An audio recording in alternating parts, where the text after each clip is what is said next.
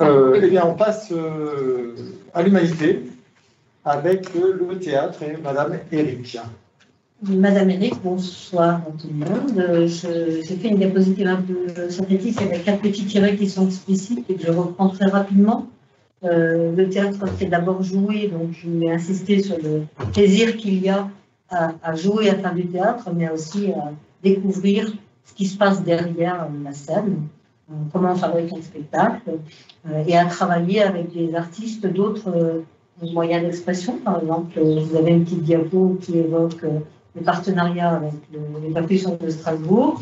On travaille aussi régulièrement avec Pôle Sud, avec un stage de danse, un spectacle de danse et une découverte un peu de la discipline. Le travail personnel, le travail à la maison est peu important, ça prend peu de temps. Il est là, mais en général, on travaille à partir d'expériences avec des costumes, avec des matériaux sonores, comme la petite diapo avec Isena que vous voyez sur la gauche.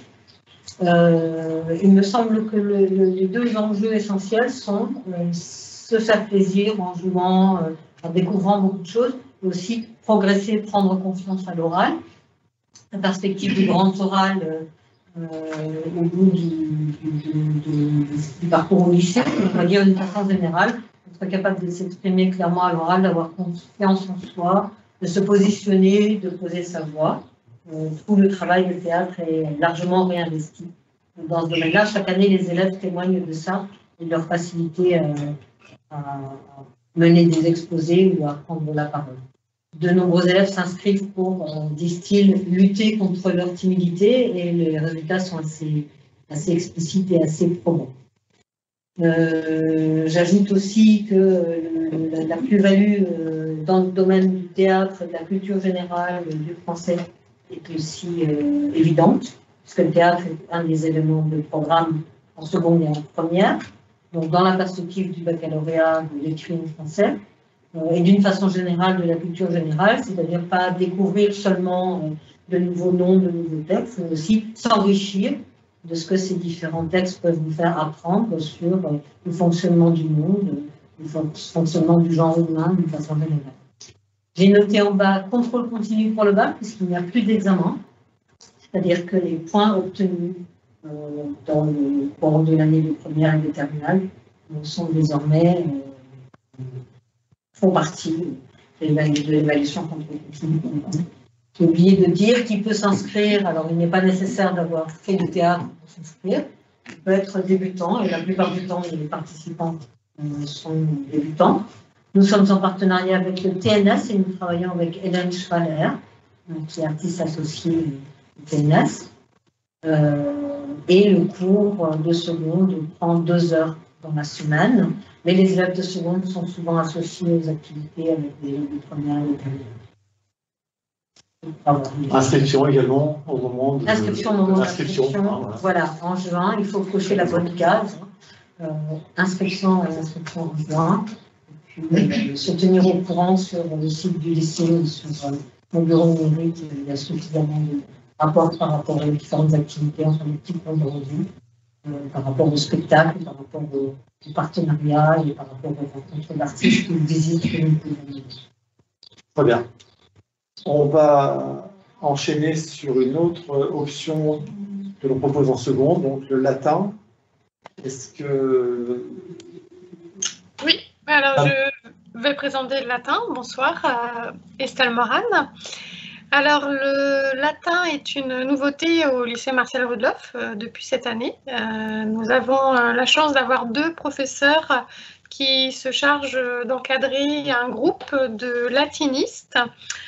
Et ce groupe de latinistes compte aussi bien des débutants que des élèves qui ont déjà fait du latin au collège. Donc on peut, au lycée Marcel Rudloff, commencer à suivre des cours de latin. C'est un groupe cette année, et ça aussi c'est une chance, en effectif réduit. Donc les choses peuvent vraiment être prises dès le début. C'est l'occasion, bien sûr, de travailler sur la civilisation latine, de revoir de la mythologie, de l'histoire, d'en apprendre un petit peu plus sur la vie quotidienne de l'Antiquité. Et tout cela fait un support important et enrichissant, bien sûr, pour les cours de français. Mais tout ce qui relève de l'apprentissage de la langue latine viendra aussi servir les cours de langue, en particulier les cours d'allemand et d'espagnol. C'est une option de 2 à 3 heures par semaine et comme pour le latin, elle est inscrite au contrôle continu. Et vous voyez au centre de la diapo qu'elle a un petit avantage, un bonus on va dire, c'est que les points qui sont supérieurs à 10 seront multipliés par 3 et ajoutés à la note du bac. Donc voilà, les inscriptions se font à la rentrée, en même temps que les élèves viendront s'inscrire au lycée. Cette année, on a accueilli des élèves voilà, pendant encore tout le mois de septembre. On a utilisé les cours de français pour présenter l'option latin. C'est vrai que les élèves sont parfois réticents à l'idée d'apprendre une langue morte. Mais je crois que les élèves qui sont inscrits maintenant ne le regrettent pas du tout. Donc voilà, je vous invite à relayer l'information auprès voilà, de vos enfants et de leur expliquer que ça peut être un soutien et aussi une belle ouverture à la culture générale. Je ne sais pas s'il y a des questions sur les inscriptions en latin. Pas pour le moment, merci.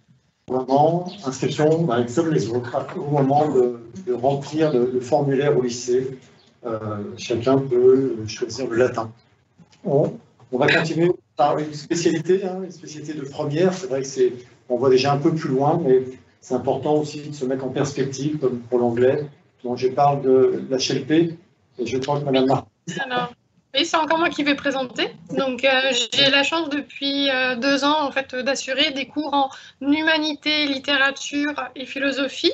Alors, qu'est-ce que ça signifie? Ça signifie qu'on travaille, enfin, on fait réfléchir les élèves sur tout ce qui concerne l'homme, son rapport au monde, son rapport à autrui et son rapport à lui-même.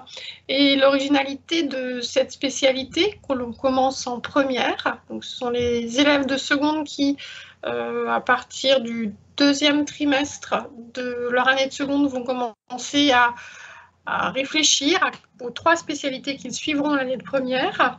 Et cette spécialité d'HLP a la particularité d'être assurée par 2 enseignants. Donc il y a un enseignant qui est professeur de philosophie, l'autre est professeur de littérature, et on travaille sur différentes thématiques. Donc en première, on travaille essentiellement sur le discours et les représentations du monde. En terminale, on travaille sur la recherche de soi et l'humanité en question. Donc, qu'est-ce que l'humanité? Et un chapitre assez conséquent en fait sur l'humanité et finalement aussi l'autre versant, le pendant l'inhumanité. C'est un cours, je crois qu'il y a une nouvelle diapo, je ne sais pas si elle est intégrée. Elle est intégrée dans ce diapo. Quand on est en première, on a 2 heures d'HLP littéraire et 2 heures d'HLP philosophique. En terminale, ce sont 3 heures d'HLP littérature et 3 heures d'HLP philo. On travaille, que ce soit en première ou en terminale, aussi bien sur des textes que sur des images, donc des images fixes comme des tableaux, mais aussi des images mobiles comme des discours, des extraits de films.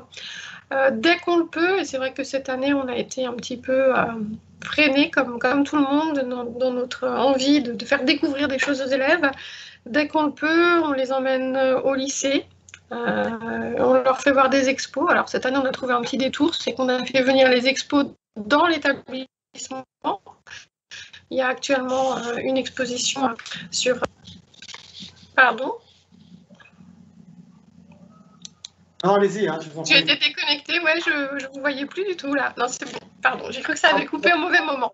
Donc, je disais qu'il y avait en ce moment une expo au CDI à laquelle les élèves ont pu participer dans le cadre de la réflexion des terminales sur l'humanité et l'inhumanité. Donc, une réflexion sur une femme qui s'est engagée pendant la Shoah pour sauver les personnes qui étaient en camp de concentration.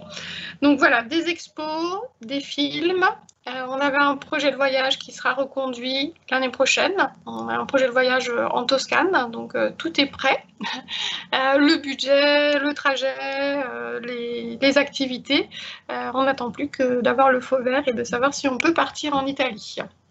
C'est un voyage qui d'ailleurs sera ouvert aussi aux latinistes qui sont inscrits en cours de latin cette année et qui le seront à la rentrée prochaine. Donc voilà, pour conclure un petit peu sur HLP, à qui s'adresse cette spécialité, à des élèves qui sont curieux, curieux d'en apprendre plus sur le monde, curieux de pouvoir échanger sur des questionnements contemporains, des élèves qui ont envie aussi de développer leur capacité à prendre la parole en public, et puis des élèves bien sûr qui ont envie d'étoffer leur culture générale. Voilà pour ce que je pouvais dire pour la spécialité HLP, donc inscription en seconde pour un suivi en première et en terminale. Merci beaucoup. On va passer donc au troisième pôle.